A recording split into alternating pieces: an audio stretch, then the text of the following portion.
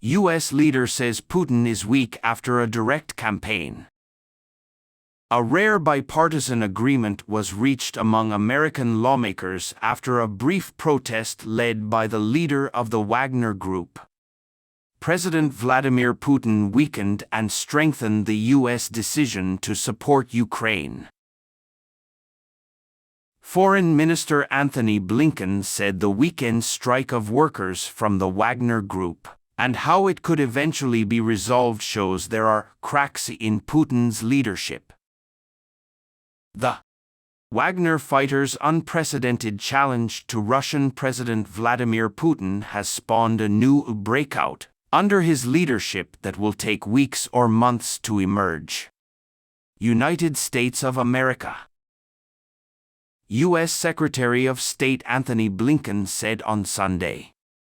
In a radio interview, Blinken and U.S. lawmakers said Saturday's conflict in Russia has weakened Putin's power, leading Ukraine to keep Russia close, including Poland and the Baltic states, as it fights Russia on its own soil.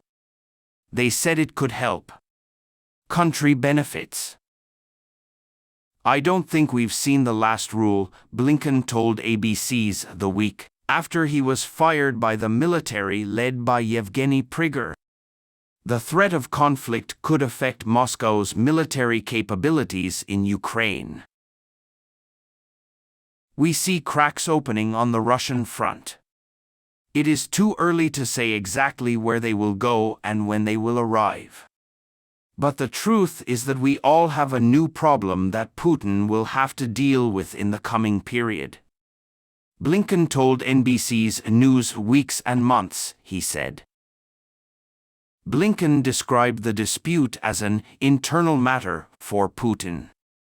Our goal is to distract Ukraine and make sure it has what it needs to defend itself and pull back the territory occupied by Russia, said Blinken. U.S. officials want to know more about the situation in Russia. Recently, including the terms of the agreement between Prigozhin and Belarusian President Alexander Lukashenko, which led to the return of Wagner fighters to the base. Putin probably didn't want to reduce himself to a direct conversation with Prigozhin, Blinken said.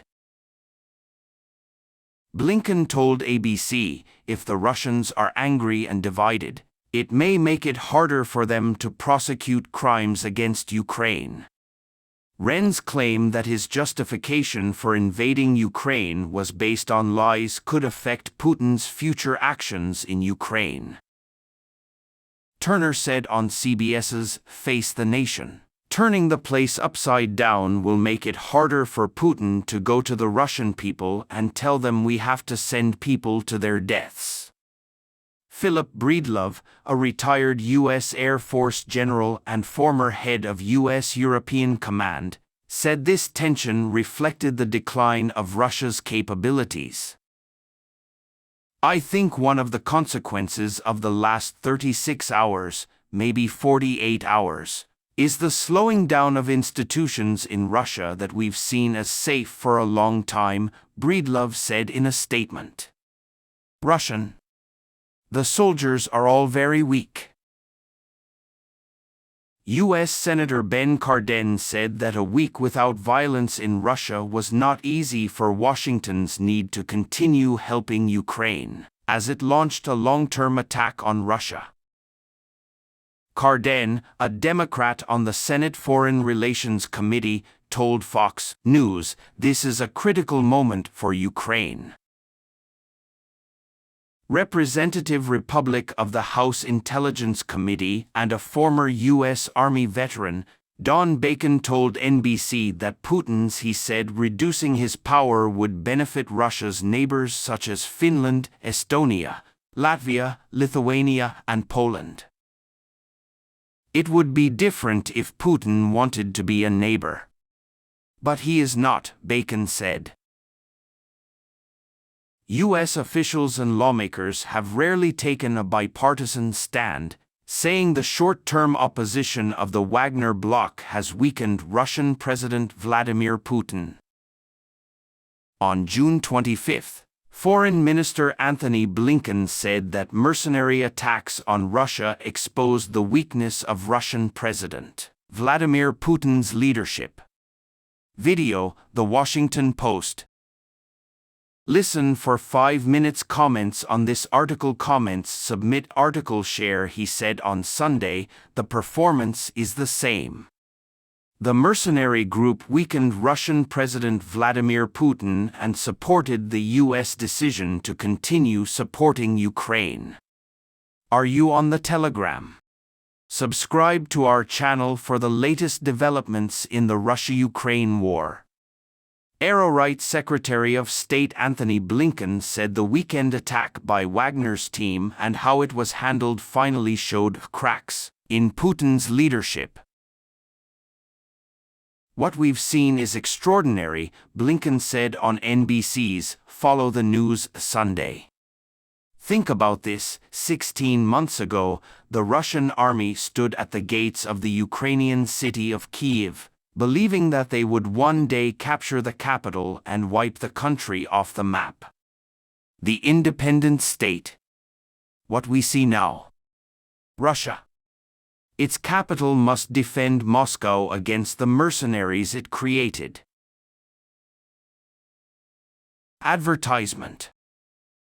Wagner Group soldiers marched within 120 kilometers of Moscow before making a quick pass, as part of the mediation agreement. Previous charges against Wagnerian leader Yevgeny Prigozhin Price will be dropped. Blinken told this week that President Biden has not tried to contact Putin since Saturday's attack, but has called national security advisors and friends. The United States will closely monitor internal disputes between Putin and other Russians to determine how to resolve them, Blinken said. War. Wagner mercenaries returned to base on Sunday after Russian President Vladimir Putin and Vladimir Putin allowed their leaders to avoid treason and agree to evacuation in Belarus.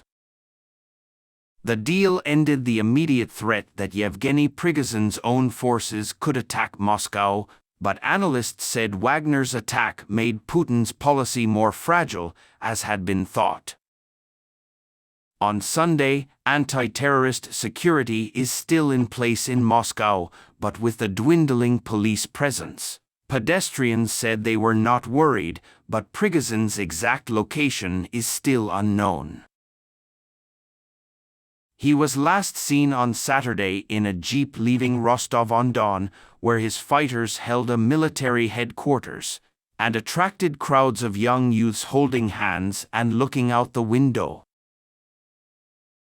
The chariot took the warrior's car with his chariot. Troops have left Rostov's military base, and officials in the Voronezh and Lipetsk regions north of Moscow say many Wagner frontline soldiers have returned.